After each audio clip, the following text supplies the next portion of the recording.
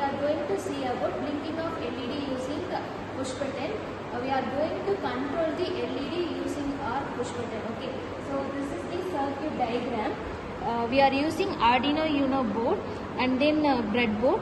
The push button is connected into the pin number 5, that is for 5 volt, and then pin number 2, and then the LED is connected into pin number 13 and it was grounded.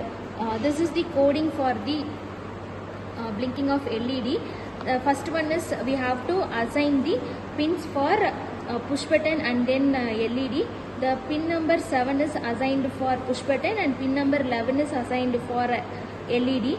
If the push button state is 0, the LED does not glow. So this is the starting. In the void loop we have to assign which one is input, which one is output. The push button is input, the LED is output. When we are pushing the button, the LED should glow. Okay, that is the concept. If the push button state is high, the LED is glow. If the push button state is low, the LED does not glow. This is the program.